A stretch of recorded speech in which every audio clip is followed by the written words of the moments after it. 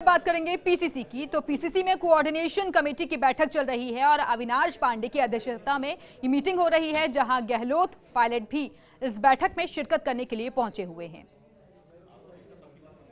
तो कांग्रेस की चुनावी तैयारी और इसी के मद्देनजर कोऑर्डिनेशन कमेटी के सदस्यों को बुलाया गया है आज इस बैठक में शामिल होने के लिए, जहां तमाम अहम मुद्दों पर चर्चा की जा रही है।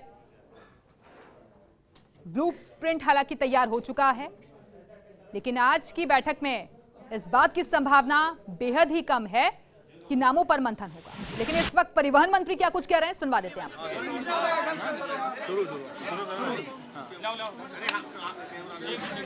कांग्रेस कोऑर्डिनेशन कमेटी की मीटिंग हुई है, जिसमें कांग्रेस के सब जितने भी प्रकोष्ठ हैं वो और कोऑर्डिनेशन कमेटी के सब सदस्य हैं। और कांग्रेस जो राहुल गांधी जी ने संदेश दिया है, कांग्रेस फ्रंट फुट पे आके काम करेगी। उसी तरह से जैसे राजस्थान की सरकार ने फ्रंट फुट पे आके शुरुआत की लोगों को रिलीफ देने की, जो जन घोषणा पत्र में हमने वादे किए थे, वो वादे हमने सरकार में आते ही पूरे करने शुरू कर दिए।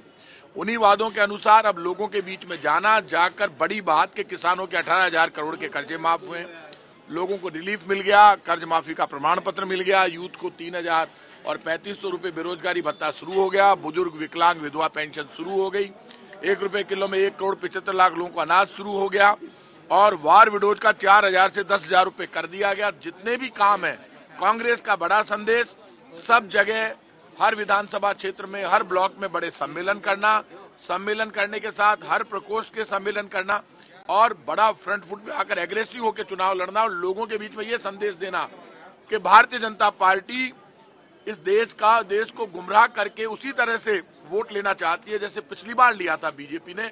वो संदेश घर घर तक पहुंचाना पूरे कांग्रेस के कार्यकर्ताओं की जिम्मेदारी है, क्योंकि बीजेपी ने पिछले चुनाव में जो वादे किए थे उन वादों पर ना तो डिस्कस करना चाहती है ना बोलना चाहती है। बीजेपी ने जो वादे किए उन वादों में से किसी भी वादे पर खरी नहीं उतरी। इसलिए प्रधानमंत्री ने कब क्या बोला, कब क्या भाषण दिए, कब बीजेपी का घोषणा पत्र में क्या मुद्दे थे, उन मुद्दों पर बीजेपी ने देश की जनता के साथ धोखा किया। देश की जनता जवाब चाहती है और वो जवाब कांग्रेस का कार्यकर्ता तो मांगेगा ही।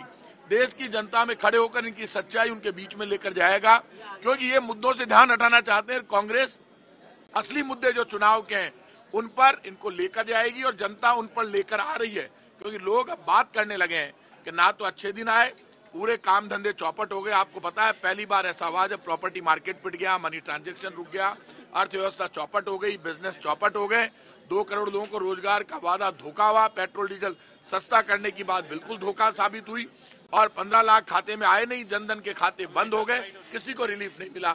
इन सब मुद्दों को लेकर कांग्रेस पार्टी पूरे प्रदेश में एग्रेसिव होकर लड़ेगी।